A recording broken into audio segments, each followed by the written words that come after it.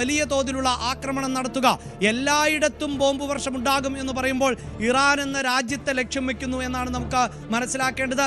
ഇറാന്റെ സമസ്ത മേഖലകളിലേക്കും ഒരു പക്ഷേ വരും മണിക്കൂറുകളിൽ മിസൈലുകൾ വർഷിച്ചേക്കാം എന്ന് വേണം. അതാണ് സൂചിപ്പിക്കുന്നത്. അതായത് മണിക്കൂറുകൾ എടുത്തുകൊണ്ടാണ് ഈ മിസൈലുകൾ ഇറാനിലേക്ക് എത്തുക. ഇസ്രായേലിന്റെ സഹായത്തോടെയാണ് എങ്കിൽ പോലും അമേരിക്കയെ പോലെ ഒരു രാജ്യത്തിന് ആക്രമണം നടത്തുമ്പോൾ അതിന് വലിയ സമയം എടുത്തുകൊണ്ട് മാത്രമാണ് ആക്രമണം നടത്തുക. ഏതാണ്ട് 5-6 മണിക്കൂറുകൾക്ക് ശേഷമൊക്കെ പതിക്കുന്ന മിസൈൽ വരെയാണ് ഉള്ളത്. നേരത്തെ ആക്രമണം ആരംഭിച്ചു കഴിഞ്ഞിരിക്കുന്നു. ഇപ്പോഴും ഇറാനിൽ അമേരിക്ക ആക്രമണം തുടരുന്നു. ഇസ്രായേലും അമേരിക്കയും സംയുക്തമായി ആക്രമണം തുടരുന്നു. അതിനെ തിരിച്ച് അടിക്കുകയാണ് ഇപ്പോൾ ഇറാൻ. അങ്ങനെ ഒരു യുദ്ധത്തിലേക്ക് തന്നെയാണ് കാര്യങ്ങൾ എത്തിയിട്ടുള്ളത്. യുദ്ധം എന്നത് ഇനി എത്രത്തോളം വ്യാപിക്കും, എത്ര ദിവസം മുന്നോട്ട് പോകും എന്നതിലാണ് ഇനി വ്യക്തത കൈവരേണ്ടത്. ഈ യുദ്ധം അവസാനിപ്പിക്കുന്നതിന് വേണ്ടി ലോകരാഷ്ട്രങ്ങളുടെ ഇടപെടൽ അടിയന്തരമായി ഉണ്ടാകുമോ? ആ ഇടപെടലിനെ അംഗീകരിക്കാൻ ഇറാനോ അമേരിക്കയോ തയ്യാറാകുമോ? അതിനെ ആശ്രയിച്ചായിരിക്കും ഈ യുദ്ധത്തിന്റെ കാലാവധി. എന്ത് തന്നെയാണെങ്കിലും നമുക്കറിയാം, ഒരു യുദ്ധം ആരംഭിച്ചാൽ അത് വളരെ പെട്ടെന്നൊന്നും അവസാനിക്കില്ല. യുക്രൈനും റഷ്യയും തമ്മിലുള്ള യുദ്ധം ആരംഭിക്കുമ്പോൾ റഷ്യൻ പ്രസിഡന്റ് വ്ളാഡിമിർ പുടിൻ പറഞ്ഞത് ഒരാഴ്ച പോലും വേണ്ട യുക്രൈൻ എന്ന രാഷ്ട്രത്തെ ഈ ഭൂമുഖത്ത് നിന്ന് ഇല്ലാതാക്കാൻ എന്നായിരുന്നു. പക്ഷേ ഒരു കുഞ്ഞൻ രാജ്യം ഇറാൻ, റഷ്യയെ പോലെയുള്ള ലോകത്തിലെ ഏറ്റവും വലിയ സൈനിക കരുത്തായ റഷ്യയ്ക്ക് മുന്നിൽ എത്ര നാൾ പിടിച്ചു നിന്നു, എത്രയോ സഹായങ്ങൾ യുക്രൈന് ലഭിച്ചു. ഇപ്പോഴും ആ പ്രതിഷേധം തുടരുന്നു, അല്ലെങ്കിൽ ആ സംഘർഷം തുടരുന്നു എന്നതാണ് ലോകം കാണുന്നത്.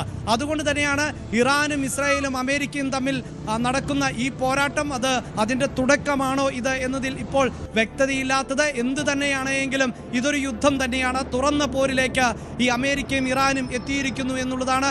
ഇറാനിലെ ജനങ്ങൾക്ക് മുന്നറിയിപ്പ് നൽകുമ്പോൾ യുദ്ധപ്രഖ്യാപനം തന്നെയാണ് അമേരിക്കൻ പ്രസിഡന്റ് ഡൊണാൾഡ് ട്രംപ് നടത്തിയിട്ടുള്ളത്. ഭരണസിരാ കേന്ദ്രത്തിലടക്കം ആക്രമണം നടത്തി അതിന്റെ സൂചന വളരെ കൃത്യമായി നൽകി. അതായത് ആദ്യ മിസൈൽ പതിച്ചത് തന്നെ ഇറാന്റെ ഭരണസിരാ കേന്ദ്രത്തിൽ ആണ് എന്ന് പറയുമ്പോഴാണ് എത്രമാത്രം ലക്ഷ്യം വെച്ചുള്ള ഒരു ആക്രമണം ആയിരുന്നു അത് എന്നത് മനസ്സിലാക്കേണ്ടത്. എല്ലാ സൈനിക കേന്ദ്രങ്ങളെയും ഞങ്ങൾ ലക്ഷ്യം വെച്ച് കഴിഞ്ഞിട്ടുണ്ട് എന്ന് ട്രംപ് പറയുന്നത് സോഷ്യൽ മീഡിയയിലൂടെയാണ്. ലോകത്തോടാണ് ട്രംപ് പറയുന്നത്. അപ്പോൾ ആ പണി നേരത്തെ തന്നെ ആരംഭിച്ചു ട്രംപ് എന്നതിൽ ഒരു തർക്കവുമില്ല. നേരത്തെ തന്നെ വെൽ പ്ലാൻഡായി സ്പോട്ടുകൾ ലക്ഷ്യം വെച്ചുകൊണ്ട് ടാർഗറ്റ് നിശ്ചയിച്ചുകൊണ്ടുള്ള ഒരു ആക്രമണം ആരംഭിച്ചു കഴിഞ്ഞിട്ടുണ്ട്. അല്ലാതെ ഒരു രാജ്യത്തിന്റെ തലവൻ പ്രതികരിക്കും എന്ന് നമുക്ക് പ്രതീക്ഷിക്കാനാവില്ല. അപ്പോൾ വലിയൊരു യുദ്ധത്തിലേക്ക് പോകുന്നു പശ്ചിമേഷ്യ എന്നതാണ് അറിയേണ്ടത്.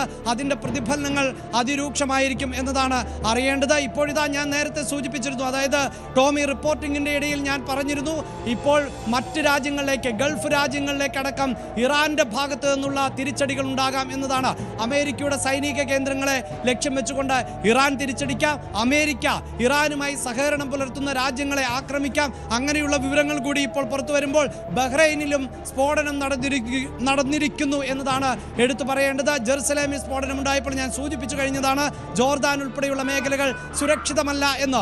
ഇപ്പോഴിതാ ജോർദാനിലും സ്ഫോടന ശബ്ദം എന്ന ഏറ്റവും പുതിയ വിവരം കൂടിയാണ് നമുക്ക് പങ്കുവെക്കേണ്ടതായി വരുന്നത്. അങ്ങനെയെങ്കിൽ ഒരു രൂക്ഷമായ ആക്രമണത്തിന് അമേരിക്ക മുതിർന്നു എന്ന് തന്നെയാണ് ഇപ്പോൾ വ്യക്തമാകുന്നത്.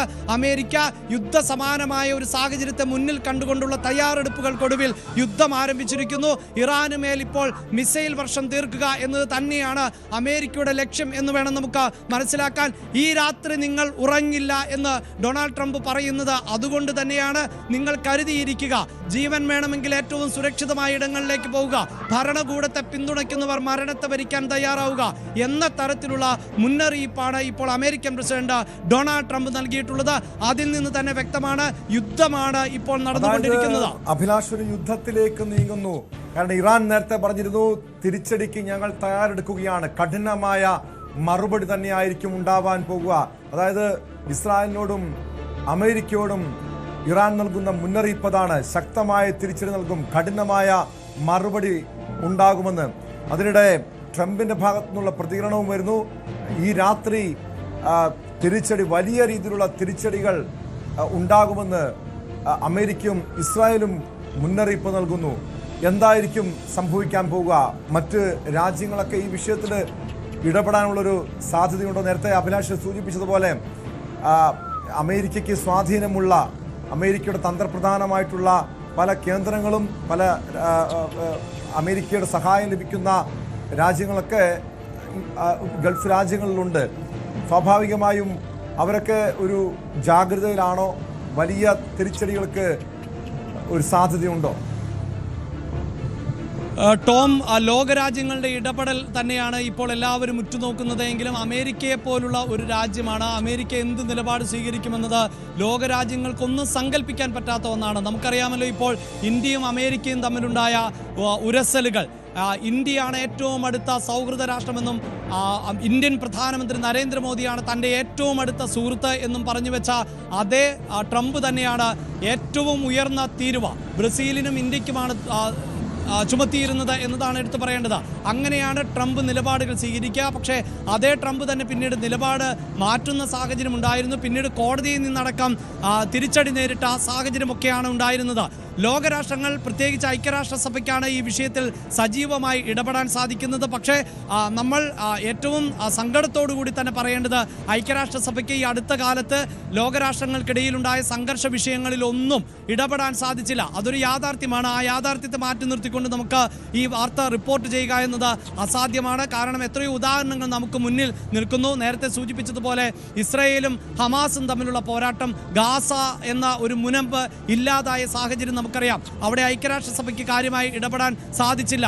ഇപ്പോൾ തന്നെ പാകിസ്ഥാനും അഫ്ഗാനിസ്ഥാനും തമ്മിലുള്ള പോരാട്ടം തുടരുന്ന ഒരു സാഹചര്യമുണ്ട്. നമ്മുടെ അയൽരാജ്യമാണ് പാകിസ്ഥാനും അഫ്ഗാനിസ്ഥാനും. അവിടെയും ഐക്യരാഷ്ട്രസഭയ്ക്ക് ഒരു ഇടപെടലും നടത്താൻ സാധിച്ചിട്ടില്ല. റഷ്യ യുക്രൈൻ യുദ്ധം ഇപ്പോഴും തുടർന്നുകൊണ്ടേ ഇരിക്കുന്നു.